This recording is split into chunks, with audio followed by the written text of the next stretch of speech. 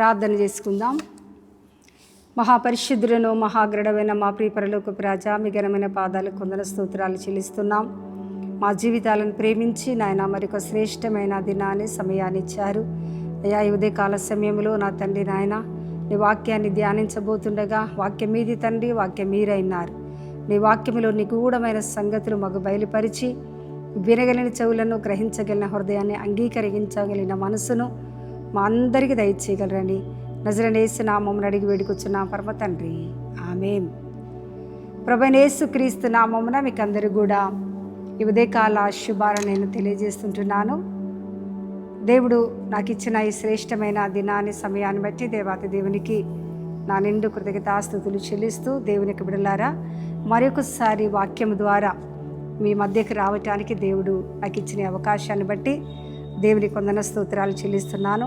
పరిశుద్ధమైన బైబిల్ గ్రంథంలో నుంచి లూకాసు వార్త 23వ అధ్యాయము 28వ వచనాన్ని మనం చదువుకుందాం. యేసు వారు వైపు తిరిగి, యెరూషలేము కుమార్తెల్లారా, నా నిమిత్తము ఏడవకుడి, మీ నిమిత్తమును మీ పిల్లల నిమిత్తము ఏడువుడి. దేవుని యొక్క పరిశుద్ధ నామానికి స్తుతి మహిమ కలుగునుగాక. దేనికి బిడ్డలారా, పరిశుద్ధమైన బైబిల్ గ్రంథములో మరి 23వ అధ్యాయము 28వ వచనములో లూకాసు వార్త 23:28లో ప్రభువైన యేసుక్రీస్తుని మరి పిలాతు దగ్గరికి తీసుకొని వెళ్ళినప్పుడు పిలాతు ఆ న్యాయస్థానం మీద, పీఠం మీద కూర్చొని మరి యూదులందరూ కూడా మరి ఆయనను సిలువ వేయండి అనేసని గట్టిగా కేకలు వేస్తుంటున్నప్పుడు మరి తన భార్య వచ్చి, రాత్రి నా కలలో మరి ఆ యొక్క కలవరపడ్డాను అనేసని చెప్పగానే మరి ఈ దోషము నా మీద, నా బిడ్డల మీద మరి ఉండదు అనేసని తన చేతులు పిలాతు కడుక్కున్నాడు. కడుక్కున్న తర్వాత ఈ దోషము మా మీద, మా పిల్లల మీద ఉండుగాక అనేసని ఆ దినాలలో ఉంటున్న యూదు ప్రజలందరూ కూడా ఆ మాటని ఆయనను సిలువ వేయండి అనేసి అన్నప్పుడు పిలాతు తీర్పు తీర్చి వెళ్ళిపోయాడు.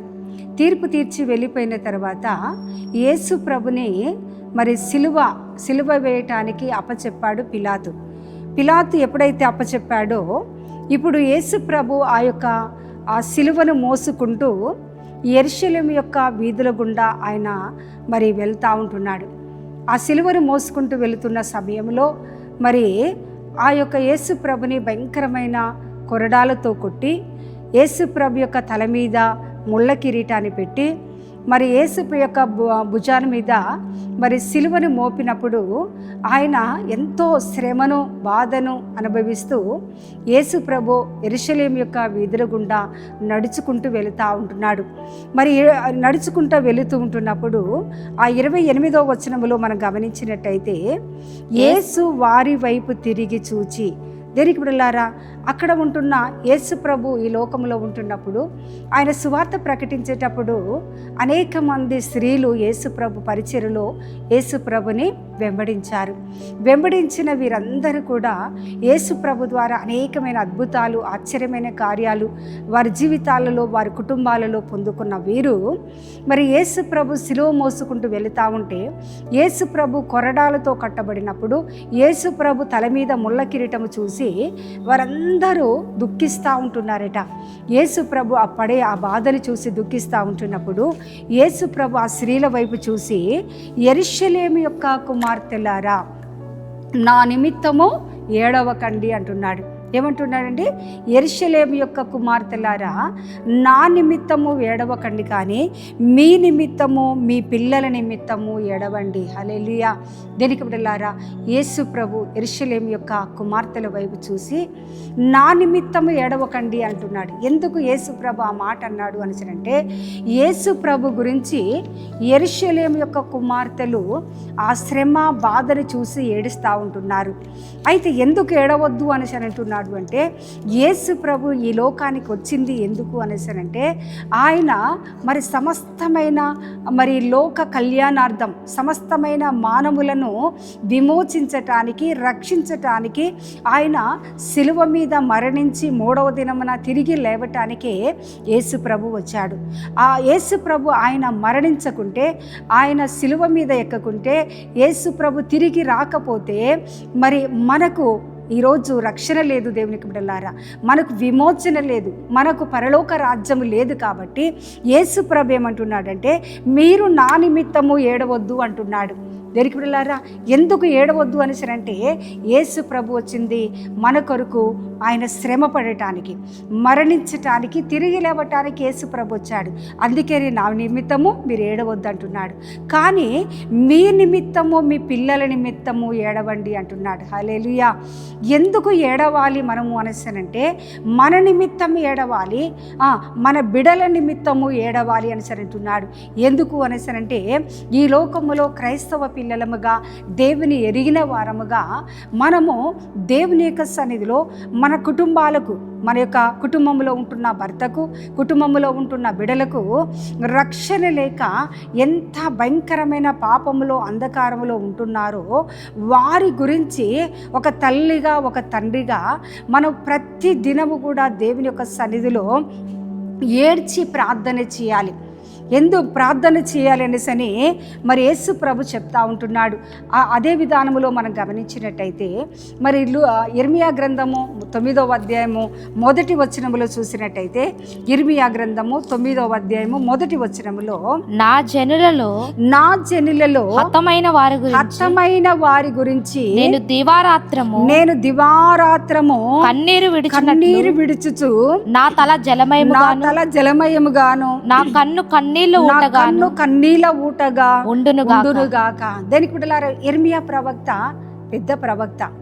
ఆయన ఏమంటున్నాడు, ఆయన చెప్పిన ప్రవచనాలు కదా, దేవుడైన యెహోవా ఇశ్రాయేల్ యొక్క జనాంగాన్ని గురించి ఆయన చెప్పినప్పుడు ఆ పరిస్థితులన్నీ కూడా ఇశ్రాయేల్ యొక్క జనాంగము బబులోను దేశములోనికి చెరగొనిపోయిన తర్వాత ఆ యొక్క యుద్ధములో మరి ఇశ్రాయేలీలో ఉంటున్న నాయకులు మరణించారు, తండ్రులు మరణించారు, తల్లులు మరణించారు, అలాగనే బిడలు కూడా మరణించినట్టుగా మనం చూస్తుంటున్నాం.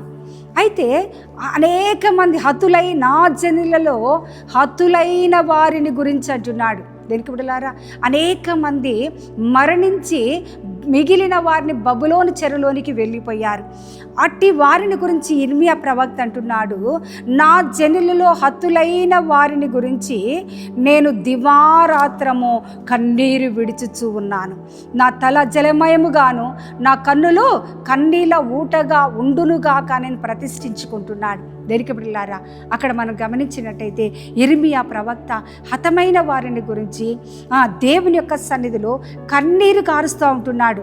కన్నీరు కారవటమే కాదు, నా తల జలమయముగానంటున్నాడు, నా కన్నులు కన్నీలా ఊటగా ఉండునుగా కానీ ప్రతిష్ఠించుకుంటున్నాడు. దేనికి బిడ్డలారా, ఇర్మియా ప్రవక్త హతులైన ఇశ్రాయేల్ యొక్క జనాంగాన్ని గురించి ఆయన ఎంతగానో దుఃఖిస్తూ, విలపిస్తూ, కన్నీరు కారుస్తూ తన తల జలమయముగా చేసుకుంటున్నాడు.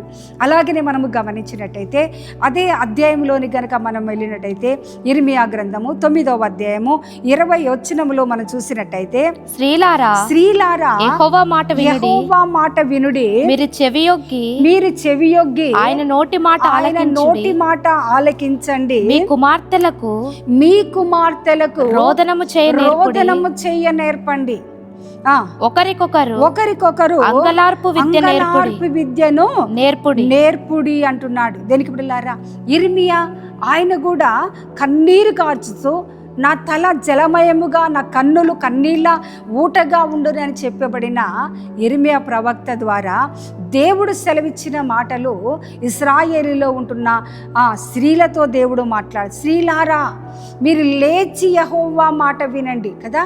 ఈ స్త్రీలకు మరి బోధిస్తుంటున్నాడు, మీరు లేవండి. ఎందుకు అనేసరంటే ఆ దినాలలో ఆ భయంకరమైన యుద్ధము, ఆ భయంకరమైన మరణాలు, ఆ యొక్క మరి ఆ దేశంలో ఉంటున్న ప్రజలు, సైనికులు, మరి యవన కుమారులు కుమార్తెలు మరణించి ఉంటుండగా ఇకనైనా కూడా మీరు ఏం చేయాలనేసనంటే మీరు లేచి యెహోవా మాట వినండి. స్త్రీలారా, యెహోవా మాట వినుడి, మీరు చెవియొగ్గి ఆయన నోటి మాట ఆలకించండి. ఎందుకు అనేసరంటే మీ కుమార్తెలకు రోదనము చేయ నేర్పండి. హల్లెలూయా. దేనికి బిడ్డలారా, ఏమి నేర్పాలా అనేసనంటే స్త్రీలుగా కుటుంబంలో ఉంటున్న తల్లులు చేయవలసిన పని ఏంటిది అనేసనంటే, మన కుటుంబం మీదకి శోధన రాకముందే, మరణము రాకముందే, రోగము రాకముందే, శ్రమలు విస్తరించకముందే తల్లులముగా మనము చేయవలసింది ఏంటంటే, మన బిడ్డలకి ఏం నేర్పియాలనిసనంటే, మనము దేవుని యొక్క సన్నిధిలో మరి అంగలార్పి విద్యను నేర్పాలి అంటున్నాడు. మీరేం చేయాలంటే అంటున్నాడు, మీ కుమార్తెలకు రోదనము చెయ్య నేర్పుడి అంటున్నాడు. అంగలార్పు విద్యను నేర్పండి అనేసి అంటున్నాడు. ఈరోజు ఈ వాక్యం వింటున్న తల్లులారా, ఈరోజు మనము గమనించినట్టయితే మన దేశంలో, ప్రపంచ దేశాలను ఒక్కసారి కనుక మనము గమనించినట్టయితే, అమెరికా, ఇజ్రాయెల్, ఇరాక్ మీద ఎంత భయంకరమైన దాడులు. ఇరాక్ వాళ్ళు మరి ఇరాన్ వాళ్ళు యెరూషలేము మీద, ఇశ్రాయేల్ దేశం మీద ఎన్నో భయంకరమైన దాడులు జరుగుతూ ఉంటున్నప్పుడు అనేక మంది స్త్రీలు, అనేక మంది సైనికులు, అనేక మంది పురుషులు, పిల్లలు మరణిస్తున్నట్టుగా మనము న్యూస్లలో వింటుంటున్నాం. అందుకనే అలాంటి భయంకరమైన దుస్థితులు మన దేశం మీదకి, మన కుటుంబాల దగ్గరికి రాకముందే దేవుడు ఏమంటున్నాడు అనేసనంటే, మీ యొక్క కుమార్తెలకు రోదనము చెయ్య నేర్పండి అంటున్నాడు. రోదనం అనేసనంటే, మనిషి మరణించిన తర్వాత మరణించిన ఆ భర్తని బట్టి భార్య ఎంతగానో రోధిస్తూ ఉంటుంది. లేకపోతే భార్యని బట్టి భర్త ఎంతో రోధిస్తూ ఉంటాడు. పిల్లలు చనిపోయినప్పుడు తల్లిదండ్రులు ఎంతో భయంకరంగా గుండెలు బాదుకుంటూ రోధిస్తూ ఉంటారు. కాబట్టి ఆ రోదనతోని మన కుటుంబాల దగ్గరికి రాకముందే దేవుడు ఏమంటున్నాడంటే, మీ యొక్క యవ్వన కుమార్తెలకు మీరేం చేయాలని అంటే రోదన చెయ్య నేర్పండి అంటున్నాడు. అంగలార్చే విద్యను నేర్పండి అంటున్నాడు. దేనికి బిడ్డలారా, ఈరోజు మన కుటుంబాలలో ఉంటున్న మన యొక్క స్త్రీలమ్మగా మనము రోధించి ప్రార్థిస్తుంటున్నామా? మన యొక్క బిడలకు రోదనము చెయ్య నేర్పుతున్నామా? అంగలార్చే విద్యను మనము నేర్పుతున్నామా అనేసని ఒక్కసారి మనల్ని మనం పరీక్షించుకోవాలి. ఎందుకు అనేసనంటే, అనేక మంది యవ్వన బిడ్డలు ఎంత భయంకరమైన విచ్చలవిడి జీవితాన్ని జీవిస్తూ డ్రగ్స్కు బానిసైపోయి, పాపానికి బానిసైపోయి ఎంతోమంది యవ్వన బిడ్డలు ఈ లోకములో మరి నశించిపోతూ ఉంటున్నారు. కాబట్టి ఒక తల్లిగా దేవుడు నీకు ఇచ్చిన బాధ్యతను నువ్వేం చేయాలని అంటే, వారి యొక్క రక్షణ కొరకు, వారి యొక్క మార్పు కొరకు నువ్వేం చేయాలంటే ప్రార్థించి మన బిడ్డలను దేవుని యొక్క సన్నిధిలో ప్రార్థించటము, రోధించటము, కన్నీరు కార్చి ప్రార్థించటము మన యొక్క బిడ్డలకు నేర్పించాలి అనేసని యిర్మీయా ప్రవక్త ద్వారా మరి దేవుడైన యెహోవా సెలవిస్తుంటున్నాడు. అదే విధానములో మనం గమనించినట్టయితే యిర్మీయా గ్రంథము 6వ అధ్యాయము 26వ వచనములో మనం చూసినట్టయితే, యిర్మీయా గ్రంథము 6వ అధ్యాయము 26వ వచనములో, నా జనమా పాడు చేయువాడు హఠాత్తుగా మా మీదికి వచ్చుచున్నాడు. గోనెపట్ట కట్టుకొని బూడిదలో చల్లుకొని ఏక కుమారుని గురించి దుఃఖించినట్లు దుఃఖము సలుపము, ఘోరమైన దుఃఖము సలుపము. హల్లెలూయా. దేనికి బిడ్డలారా, యిర్మీయా ప్రవక్త 6:26లో అంటుంది, నా జనమా పాడు చేయువాడు హఠాత్తుగా మీ మీదికి వచ్చుచున్నాడు. దేనికి బిడ్డలారా, ఇప్పుడు మనం గమనించినట్టయితే అనేక మంది యవ్వన కుమారులు, అనేక మంది యవ్వన కుమార్తెలు, అనేక మంది భర్తలు, అనేక మంది భార్యలు హఠాత్తుగా యాక్సిడెంట్ కూడా అవుతుంటున్నారు, హఠాత్తుగా మరణిస్తుంటున్నారు. మనము చక్కగా కాలేజీలలో మన బిడ్డలు చదువుకుంటారు, హాస్టల్లో ఉండి మరి ఉన్నతమైన విద్యను అభ్యసిస్తారనేసి మనము చాలా ఎంతో డబ్బు వెచ్చించి మన బిడ్డలను పంపిస్తుంటున్నాం. కానీ కొన్ని కుటుంబాల దగ్గరికి కుమారుడు చనిపోయాడని, భర్త చనిపోయాడని, మా బిడ్డలు చనిపోయారని వార్త విన్నప్పుడు మనం ఎంతగానో రోధిస్తాం. ఇక్కడ అంటున్నాడు, హఠాత్తుగా పాడు చేయువాడు హఠాత్తుగా మీ మీదికి వచ్చుచున్నాడు. దేనికి బిడ్డలారు, ఎవరి మీదికి వస్తున్నాడట? మన మీదికి హఠాత్తుగా మరి ఆ యొక్క పాడు చేయువాడు వస్తుంటే, పాడు చేయువాడు ఎవరు అనేసరంటే అపవాది. అపవాది ప్రకటన గ్రంథము 12వ అధ్యాయము 12వ వచనములో మనం గమనించినట్టయితే అక్కడ మరి యోహాను భక్తుడు ఒక మాట అంటున్నాడు. 12వ అధ్యాయము 12వ వచనములో మనం గమనించినట్టయితే అందుచేత పరలోక నివాసులారా ఉత్సహించుడి, భూమి సముద్రమా మీకు శ్రమ, అపవాది తనకు సమయము కొంచెమే అని తెలుసుకొని బహు క్రోధము గలవాడై మీ యొద్దకు దిగి వచ్చి ఉన్నాడు. హల్లెలూయా. హఠాత్తుగా ఎందుకు ఆ భయంకరమైన శోధన మన కుటుంబం మీదకి రాబోతున్నది అనేసనంటే దేవునికి బిడ్డలారా పాడు చేయువాడు ఎవరో తెలుసా అని అంటున్నాడు. అపవాది అట తనకు కొంచెమే సమయం అనట తెలుసుకొని బహు క్రోధము కలిగిన వాడై అతడు మీ యొద్దకు దిగి వచ్చుచున్నాడు. ఎవరికి తెలిసింది అనేసనంటే అపవాదికి తెలిసింది అనేసి అనమాట. ఏంటిది అంటే దేవుని యొక్క రాకడ బహు సమీపముగా ఉంటున్నది కాబట్టి సంఘం ఎత్తబడక ముందే అనేక కుటుంబాలను పాడు చేయాలనుకుంటున్నాడు. అనేక మంది యవ్వన బిడ్డలను పాడు చేయాలనుకుంటున్నాడు. అనేక మంది యవ్వన స్త్రీలను పాడు చేయాలనుకుంటున్నాడు. అనేక మంది తల్లులను తండ్రులను పాడు చేయటానికి అది హఠాత్తుగా మన కుటుంబాల మీదకి వస్తూ ఉంటున్నది. కాబట్టి అపవాదికి తెలిసిపోయింది కొంచెమే సమయమైనది. అదేం చేసిందంటే బహు క్రోధము కలవాడై అతడు మీ యొద్దకు దిగి వస్తుంటున్నాడు. అపవాది అట దాన్ని తెలిసింది, మరి కొంచెమే సమయం ఉన్నది కాబట్టి చాలా కోపముతో మన కుటుంబాల మీదకి మన సంఘాల మీదకి అది దిగి వస్తూ ఉంటుండగా దేనికి బిడ్డలారా ఈరోజు వాక్యం వింటున్న మన జీవితాలలో అలాంటి హఠాత్కరమైన మరి పరిస్థితులు మన కుటుంబం మీదకి రాకముందే ఈ ఉపవాస దిన ఈ లెంట్ కాలములో మనం ఏం చేయాలనిసరంటే మనము గోనె పట్ట కట్టుకొనట బూడిద చల్లుకొని ఎలా ప్రార్థన చేయాలి అనేసనంటే ఏక కుమారుడు గురించి దుఃఖించున్నట్లు అంటున్నాడు. అవును, ఒక తల్లికి ఒక్కడే కుమారుడు మరణించినప్పుడు ఆ తల్లి ఎంతగా ఒక్క కుమారుని గురించి ప్రార్థిస్తూ ఉంటుందో, గోజాడుతూ ఉంటుందో, దుఃఖిస్తూ ఉంటుందో ఆ రీతిగా మనం ఏం చేయాలనేసి అంటే దేవుని యొక్క సన్నిధిలో మొర్ర పెట్టాలనేసి దేవుడు మరి ఈ దినమున మనతో మాట్లాడుతుంటున్నాడు. దేనికి బిడ్డలారా మన జీవితాలలో మన కుటుంబాలలో ఎందుకు మనము ఆ రీతిగా ప్రార్థన చేయాలి, ఎందుకు ఆ రీతిగా గోనెపట్ట కట్టుకోవాలి అనేసరంటే హఠాత్తుగా అపవాది మన కుటుంబాల మీదికి వచ్చి మన కుటుంబాలను నాశనం చేస్తూ ఉంటున్నది. కాబట్టి మనము దేవుని సన్నిధిలో ప్రార్థించాలి. ఇర్మియా గ్రంథము 9వ అధ్యాయంలోని కనుక మనం వెళ్ళినట్టయితే 21వ వచనములో వీధులలో పసిపిల్లలు లేకుండాను రాజ్యమార్గములో యవనులు లేకుండాను వారిని నాశనము చేయటానికి మరణము మన కిటికీలను ఎక్కుచున్నది, మన నగరులో ప్రవేశించి ఉన్నది. దేనికి బిడ్డలారా ఇక్కడ ఇర్మియా ప్రవక్త ఏమంటున్నాడంటే వీధులలో పసిపిల్లలు లేకుండాను. అవును, ఎంతో మంది మరి స్కూల్ కని కాలేజెస్ కని మనము పంపిస్తూ ఉంటున్నప్పుడు ఎంతోమంది తన యొక్క బిడ్డలు భయంకరమైన యాక్సిడెంట్లు మరణించటము మనము చూడగలుగుతున్నాం. ఎంతోమంది వ్యాధులతో మరణించటము మనము చూస్తుంటున్నాము.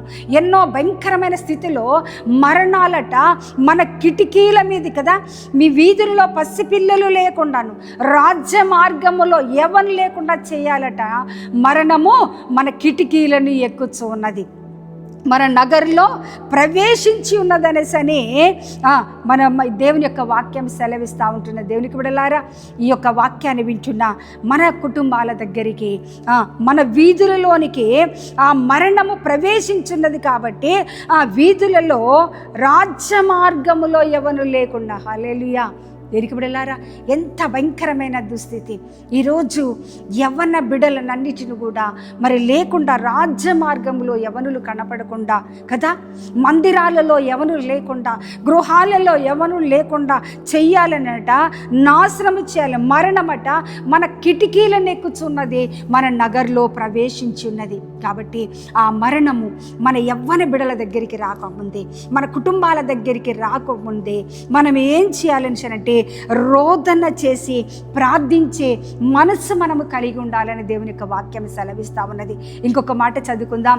ఎస్తేరు గ్రంథము 4వ అధ్యాయము 1వ వచనములో మనం గమనించినట్టయితే, ఎస్తేరు గ్రంథము 4వ అధ్యాయము 1వ వచనములో జరిగినదంతయు తెలియగానే మొర్దెకై తన బట్టలు చింపుకొని గోనెపట్ట వేసుకొని బూడిద పూసుకొని పట్టణము మధ్యకు బయలువెళ్ళి మహాశోకముతో రోదనము చేసెను. దేనికి బిడ్డలారా, ఆ దినాలలో ఉంటున్న మరి 127 సంస్థానములో ఉంటున్న యూదులకు మరి రాజు దగ్గర నుంచి ఫలాని నెలలో ఫలాని తారీఖున యూదులందరూ కూడా సంహరించబడాలనేసని ఒక తాకీదు 127 సంస్థానాలకి వెళ్ళి ఆ సంగతి తెలిసిన మొర్దెకై బట్టలు చింపుకున్నాడట, గోనె పట్ట కట్టుకున్నాడట, బూడిద పూసుకొని ఆయనట మహాశోకముతో రోదన చేసుకుంటూ ప్రార్థన చేస్తుంటున్నాడు. దేనికి బిడ్డలారా, చూసారా?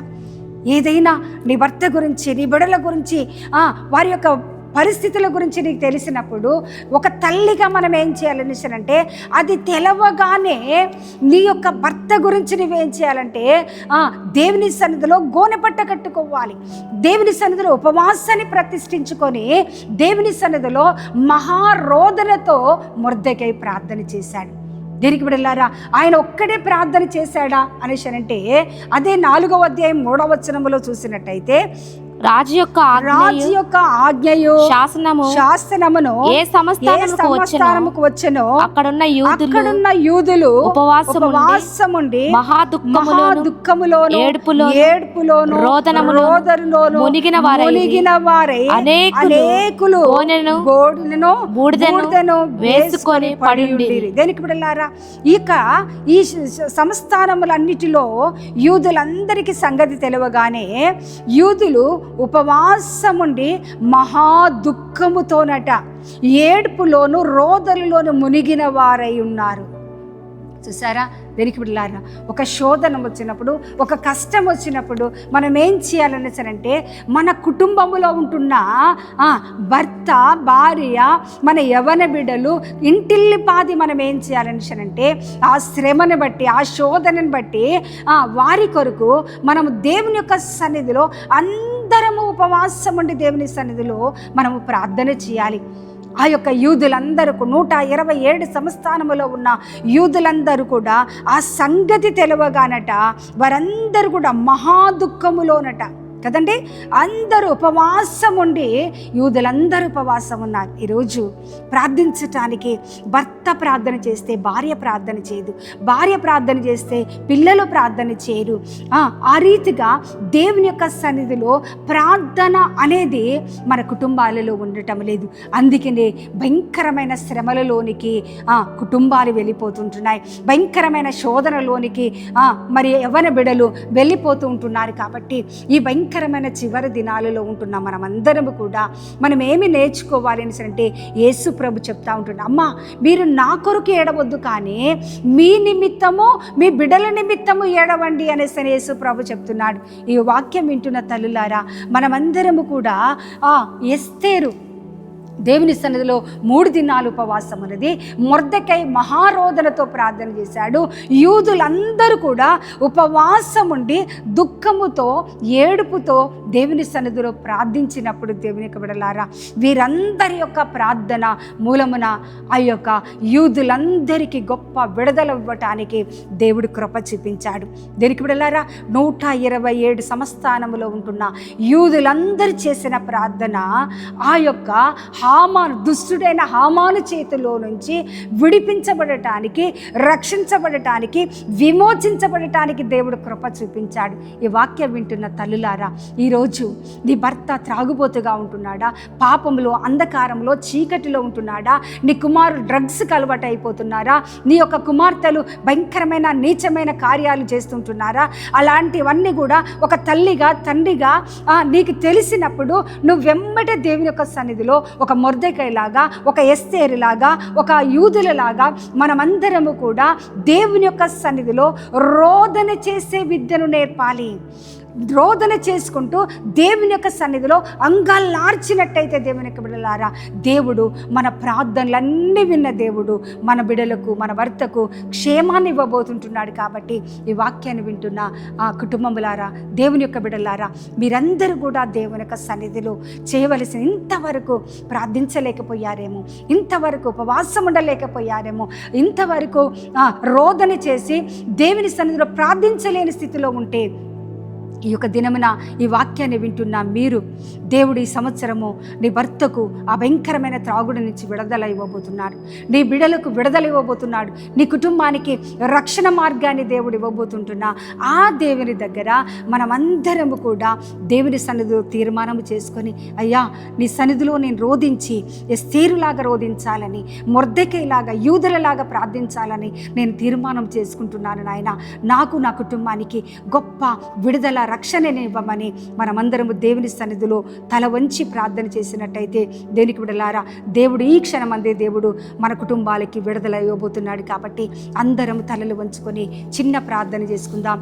మహాపరిశుద్ధులను మహాగ్రడవైన మా ప్రియ పరలోకపు రాజ్యా, మీ ఘనమైన పాదాలకు వందన స్తోత్రాలు చెల్లిస్తున్నాము నాయన.